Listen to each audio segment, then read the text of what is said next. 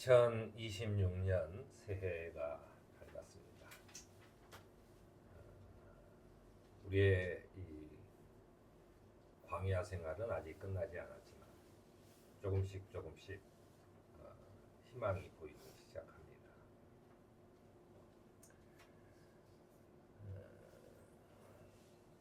느헤미야기 1장에서 7장까지는 성전 재건을 하는 내용이 나옵니다.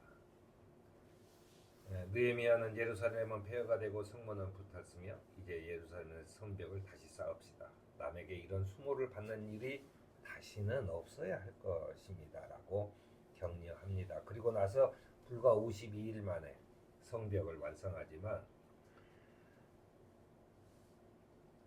이스라엘 백성들은 이 성전과 성벽을 왜 재건해야 되는지에 대한 문제에 봉착합니다.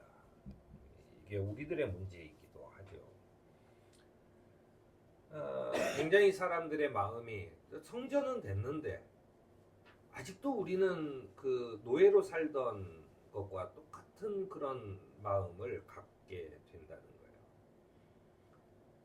거예요. 도대체 이게 우리가 노예로 있을 때, 바벨론의 포로로 있을 때에 그 가졌던 신앙, 그리고 그때의 예배와 여기 와서 예배가 물론 우리 전용 공간이고 굉장히 화려하고 누구한테 자랑할 만한 그런 곳이지만 내 마음속 신앙은 계속 헛헛한 마음이 든다는 거예요. 그래서 백성들은 에스라 선지자에게 이렇게 얘기합니다. 율법책을 가져와서 우리에게 읽어주십시오. 에스라가 이스라엘 백성에게 율법을 읽어주었을 때 백성들은 율법 앞에 자신들을 살펴보고 자신들의 죄가 심각한 것을 알고 통회하기 시작합니다. 그래서 이 율법에 따라서 백성들은 초막절을 짓고 금식과 회개운동이 일어나 개혁을 맹세하게 됩니다. 결국 제2성전을 향한 개혁운동의 주체는 백성들이었다는 얘기입니다. 제가 이제 우리도 새 교회에 들어가게 되면 이 에스라 느헤미야라고 하는 이 제2성전기의 좀 자세한 이야기들을 오후 시간이나 이럴 때 좀 자세하게 제가 같이 공부하려고 합니다. 제가 이제 한 10년 전쯤 되겠네요. 종로에서 행복 정책이라고 하는 것을 했습니다. 우리 그때 박진옥 집사님 처음 만났고 같이 했어요. 그 종로에서 행복 사업을 하면서 많은 주민들이 모였어요. 주민들이 모여서 이제 행복드림 입금이라고 하는 활동을 했습니다. 제가 그때 그분들한테 한 얘기가 있어요. 우리가 행복해지기 위해선 우리가 불행해져야 된다라고 하는 얘기죠. 이게 무슨 말이냐면 우리가 행복해지기 위해서는 내가 불행해져야 된다. 내가 행복해지기 위해선 내가 불행해져야 된다라고 하는 얘기죠. 제가 행복드림 입금일을 하다가 이 전국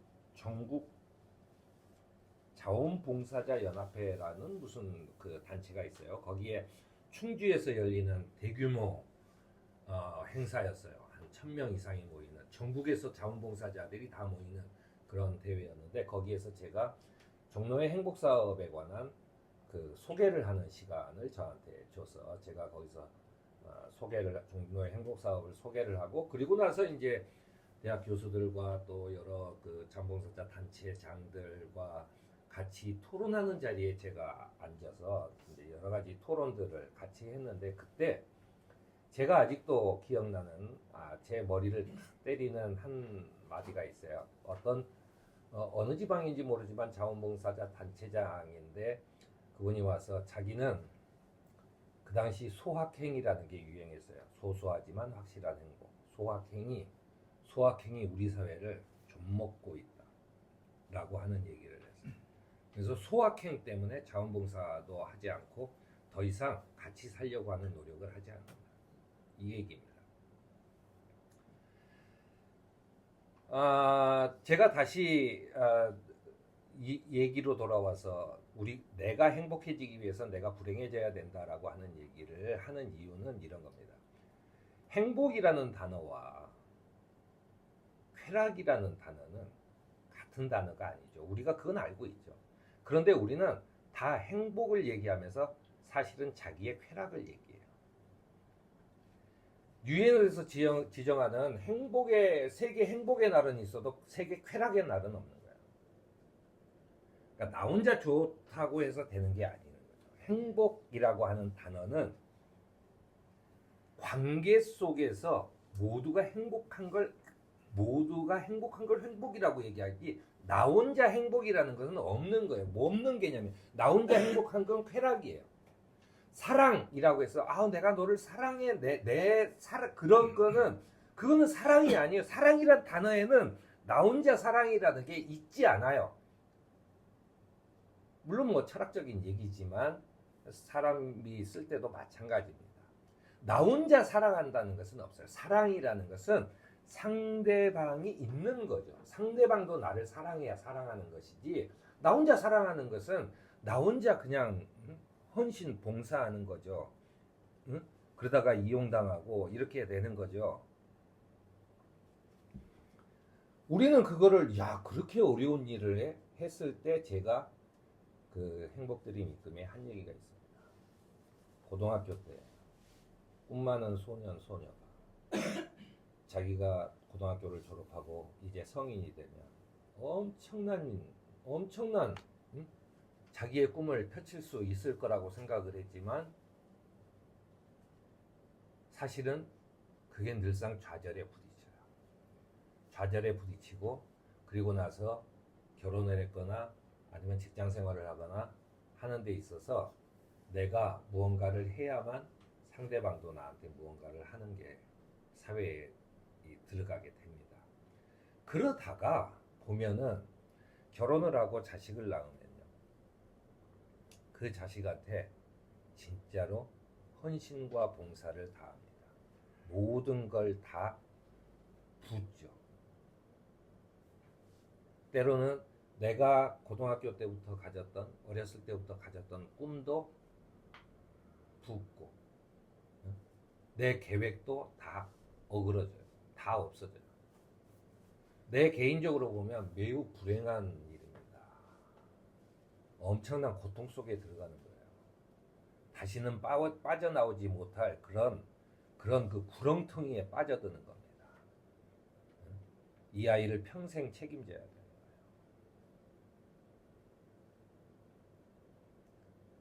그런데 가족을 이루고 사는 사람들에게 물어보면 다 행복하대요. 왜 자기가 희생하는데 행복해?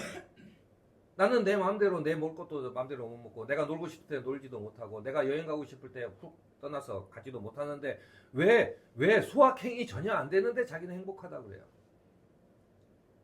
그게 이 세상을 살아가는 어떤 법칙 같은 것입니다. 우리가 굳이 그리스도교를 믿지 않는 사람이라 할지라도 이 법칙에서 벗어날 수가 없어요. 우리는 그 속에서 행복을 느끼도록 되어 있습니다.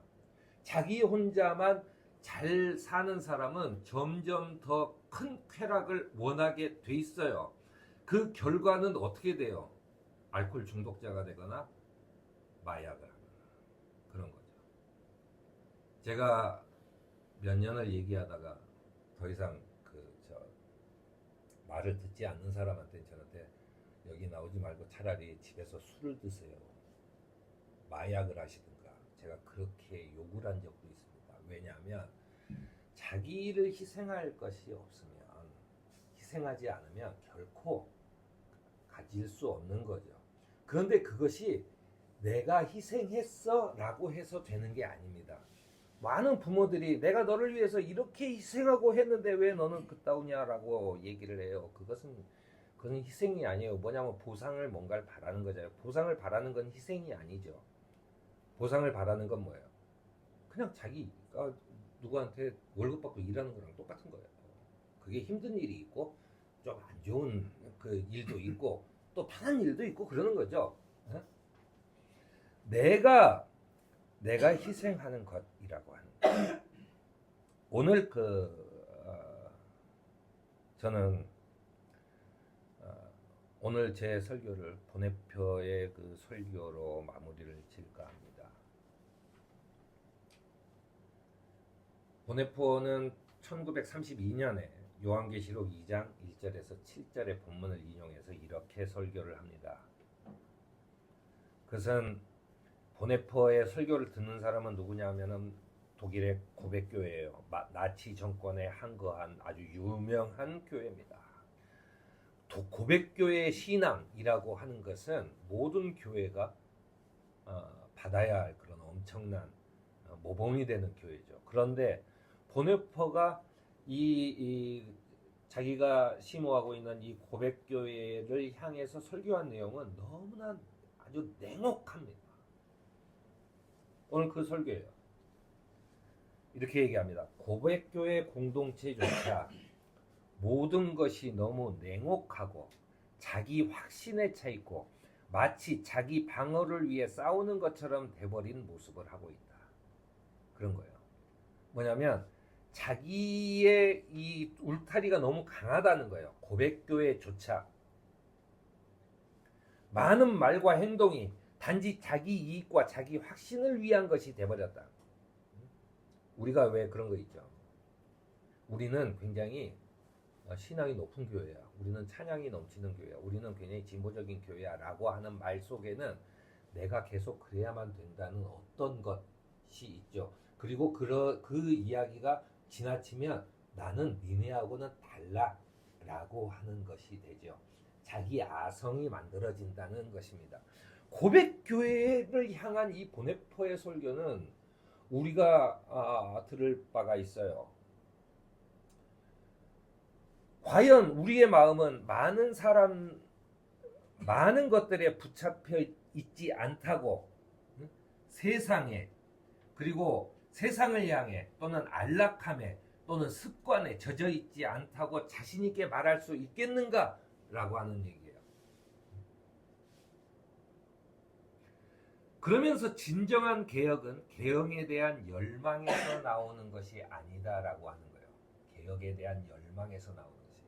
당신들이 세계 최고의 진보적인 교회고 나치와 싸우는 유일한 독일의 집단이고 그런 것이 너희들이 이것을 위한 당신들의 열망 속에서 나오는 것이라면 하지 말라는 거예요. 놀랍죠.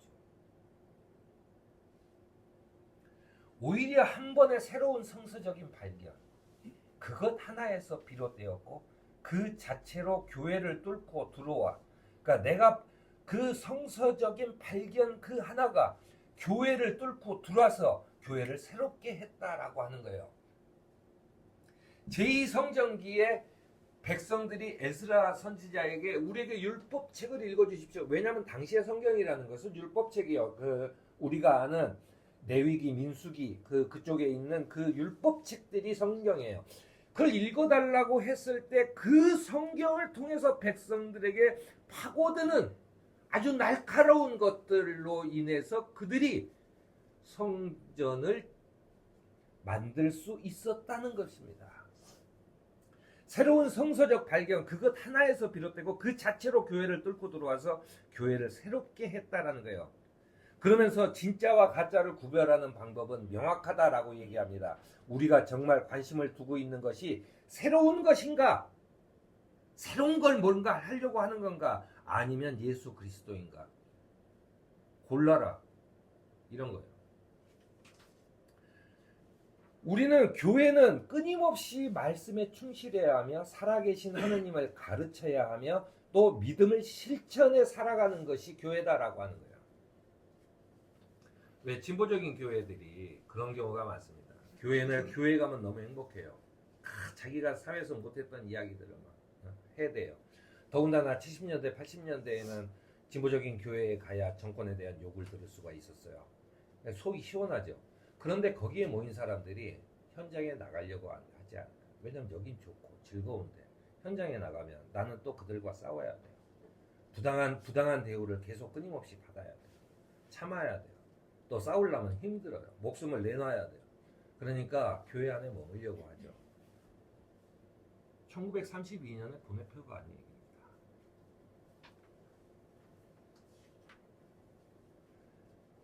최근에 그 나눔과 나눔이 이제 나눔과 나눔은 끊임없이 이것저것 했는데 우리 박진옥 집사님이 나눔과 나눔과 한테 준 얘기가 있어요. 저한테는 굉장히 큰 도전이 되는 거였는데 이 시대는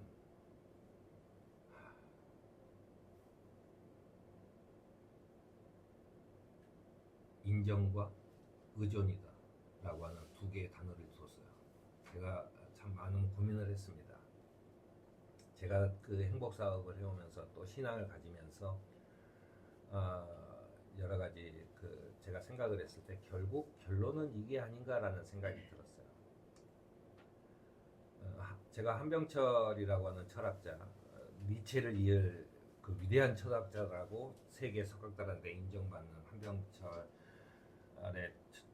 교수가 그 피로사회라는 거를 쓰면서 예전에는요 그 자본가가 노동자를 그 억압하는 구조로 사회가 흘러왔습니다.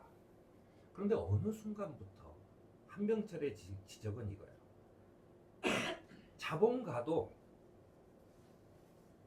무언가에 쫓기듯 새벽에 일어나고 잠 못 자고 정식과 진료를 받으면서 회사에 출근하고 라고 하는 거예요. 뭐에 쫓기는가? 라고 하는 거죠. 뭐에 쫓기는가? 결국은 사람들이 가지고 있는 이 피로의 원인이 뭔가라고 하는 거예요.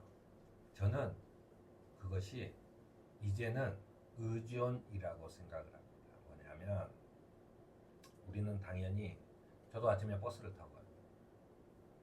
내가 버스비를 냈으니까 버스가 오는 거죠. 나는 타는 게 당연해요. 내가 버스비를 냈잖아요. 내가 오늘 그 가게에 가서 뭘 사 먹어요. 내가 돈 냈으니까 당연한 거죠. 이 세상은 자본이 왔다 갔다 하는 거니까 내가 돈을 냈으면 나는 뭐든지 할 수 있어요. 하지만 그렇게 보면 이 세상은 망하는 겁니다. 그리고 우리도 허망해져요. 의존이죠. 내가 버스비를 낸가 아니라 그 사람이 오늘도 자기가 집에 무슨 일이 있었거나 또는 자기 자녀가 아프거나 또는 어떤 문제가 있거나 아니면 즐거운 모임에 나가야 되거나 했지만은 그 사람이 아침에 출근을 해서 버스를 몰고 여기까지 왔어요. 나는 불과 그 몇백 원, 요새는 몇백 원 아니죠. 천 원이 넘는 돈을 내지만 그거 내면은 내가 원하는 곳까지 데려다 줘요. 그러면 그 사람에게 나는 의존하는 겁니다. 이걸 깨달아요. 이걸 깨달아야 돼요. 우리는 그런 상태로 살아야 되는 거예요. 아, 이분이 나한테 서비스를 제공했구나. 내가 고마워서 하는 것이지 내가 돈을 냈으니까 이 사람이 하는 거 아니에요. 1,500원 받자고 여러분들 아침에 하겠어요? 그런 거잖아요. 그 사람은 버스가 나 혼자만 있어도 태워줬을 거라고요. 의존하는 걸로 가는 것, 이게 바로 나는 신앙의 기본이고 교회의 기본이라고 생각합니다. 내가 부모한테 많이 의존해서 살았구나. 나를 낳았으니까 당연히 이렇게 하는 순간 집이 망해요. 나한테 정말 희생을 했구나. 많이 들어본 얘기죠. 좋은 가정은 다 그렇게 합니다. 부모들은 뭐라 그래요? 내가 이렇게 힘들게 어렵게 이 세상을 살았는데 너희들 얼굴을 보는 순간 내 모든 것은 다 없어졌다. 오히려 내가 너희들한테 너무 고맙다. 그 의존의 관계, 그것을 깨닫는 것이 이 사회가 피로를 극복하는 거예요. 이 사회가 올바르게 가는 거예요. 그런데 하물며 교회는 훨씬 더 앞서 나가야 되는 거지요. 예배속 교회를 향한 경고는 바로 이겁니다. 네가 처음 사랑을 버린 것, 그래서 너희가 안 된다라는 거예요. 그러면서 이 계시록에 보면 이렇게 나와요. 네가 어디서 떨어졌는지를 생각해내서 회개하고 처음에 하던 일을 하여라 라고 하는 경고입니다. 그러면서 교회의 위기는 사랑의 위기예요. 어떤 교회는 연말이 되면은 쌀을 500가마니씩 이웃한테 줘요. 야, 그 정도 사랑이면은 이 사회가 훈훈해지지 않을까? 그건 사랑이 아니라니까요. 그건 적선하는 거예요, 그냥. 내가 남아 돌아서. 남아 돌지도 않는데 적선하는 것은 과시용이에요. 그건 사랑이 아니에요. 반드시 상대와의 관계가 중요합니다. 세상은 관계로 돼 있어요. 그것이 하나님이 우리에게 둘러 씌워놓은 법칙이에요. 이걸 벗어날 사람은 아무도 없어요. 제 아무리 교회를 저주하고 안 나와도 그 법칙에서 벗어날 수는 없는 겁니다. 그게 법칙이에요. 사랑은 주님 안에서 한 형제가 된 우리들의 사랑을 회복해야 하는 것으로 출발해야 합니다. 바로 그게 출발이에요. 처음 사랑을 회복하지 못하면 내가 가서 네 촛대를 그 자리에서 옮기겠다라고 얘기해요. 우리가 그 교회에 새로 들어가면 이제 준비하고 있는 7 촛대가 바로 7 교회를 상징하는, 그 교회를 상징하는 촛불이죠. 그런데 예수 그리스도께서 와서, 주님이 와서 그 우리의 촛대를, 우리의 서울 교회라고 하는 촛대를 옮겨버리겠다는 거예요. 너는 교회 아니야? 라고. 이거 엄청난 겁니다. 왜냐하면 빛으로의 역할을 하지 못하기 때문에 그 빛이 너희한테는 필요 없지라고 가져가는 거예요.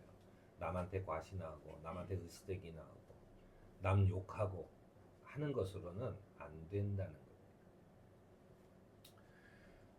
우리를 부르시는 주님께서는 옥인동 서울교회를 떠나 지금 6년 반이 넘는 시간 동안 광야와 같은 곳으로 인도하셨고 이제 새로운 피룬동의 교회당을 허락해 주셨습니다. 이제 거기 들어가기 전에 우리가 해야 할 일은 딱 하나입니다. 이제 다시 처음 사랑을 회복하는 소명 공동체가 되는 것. 이렇게 소명 공동체가 되는 처음 사랑을 회복하는 저와 여러분이 되기를 바랍니다. 아멘.